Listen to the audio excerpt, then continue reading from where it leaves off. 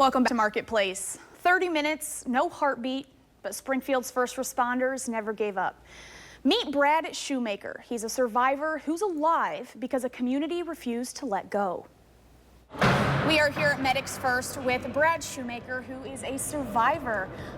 His story is extremely impactful, and I wanted to give him the opportunity to share it with us. So, Brad, tell us a little bit about your story.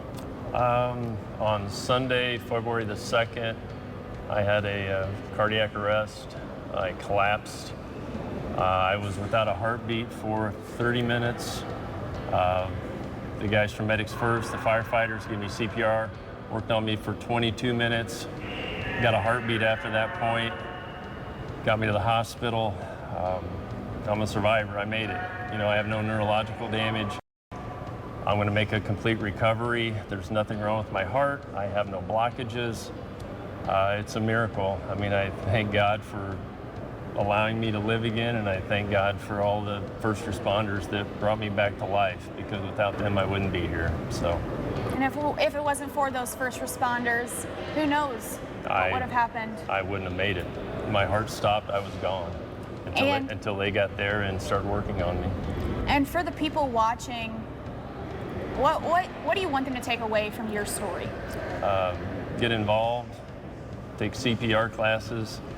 That's what saved me. And thank your first responders, because I think they go very unrecognized for what they do day in and day out. And I am super appreciative for their efforts. We're now joined by Ken Miner, who is a paramedic here at Medics First. Ken, you were as well one of the responding paramedics that day with Brad Showmaker. Tell us a little bit about the process that you guys went through when it came to his case. So first thing that happened is somebody saw him fall down in the street. They called 911, and it was just a great response. The police department showed up, closed the street for us, kept us really secure. We had all the space to work that we could ever want. So when I got there, fire had beat me by just a couple minutes. And so they deployed all their life-saving stuff. And when I got there, I was happy to see that he was in a rhythm that we can help. And so we gave the first shock through the defibrillator, and it didn't work. And so we just kept continuing with the training. There's an algorithm that we run, put up by the American Heart Association. It's very similar to the ones that they run in the hospital, almost identical to it. And so we just had to continue going, pulling on resources, firefighters swapping out, just a great team effort. Yeah. Police, the work they did for us, they got me some patient information, which was very, very helpful.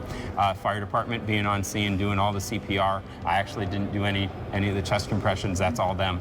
And then we were discussing doses and everything that he needed for all the medication the entire time. We are here with Luke Wood, who was one of the Medic First responders that responded in Brad Showmaker's case. Luke, tell me what that call was like. It came down as a person down, so we actually didn't know that he was in cardiac arrest. On the way there, we got a call from our dispatch that said it was a full arrest. We went on scene, and the scene was just great. Fire was working, PD was working. They had the road blocked almost 1,000 feet both ways. Like Ken said earlier, I never thought about getting hit by a car. I never had to worry about it. I could work, I could do CPR, give the drugs, everything that we needed to do. Everybody worked great. The cops had medical history for us. It was just wonderful. And I'm so grateful that he's here.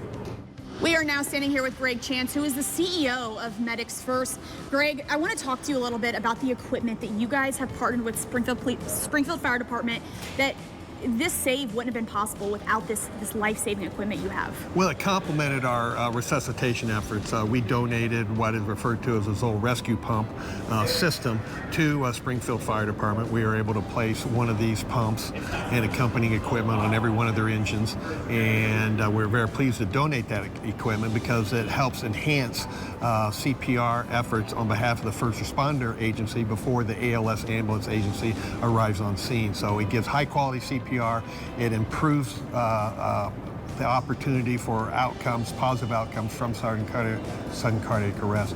But really what we also emphasize is the training necessary that we've invested along with our friends in the first responder community, not only Springfield Fire Department, but other surrounding volunteer fire departments as well as paid fire departments that we've done resuscitation training with to enhance the ability to ensure we have positive outcomes like the experience we had today.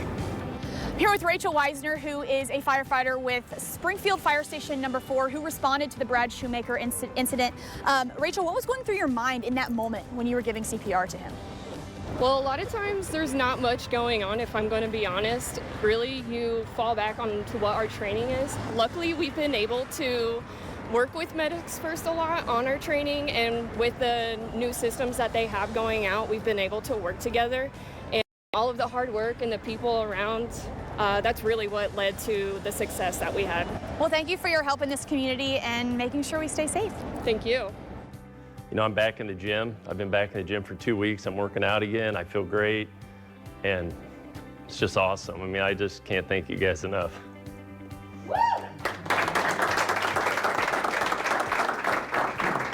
Incredible. Brad Showmaker is living proof that every second and every hand matters. A reminder of the power of teamwork, training, and unwavering heart in the face of the unthinkable. Thank you for watching. Make sure you subscribe to our YouTube channel and be sure to watch more segments from Marketplace on News Channel 20.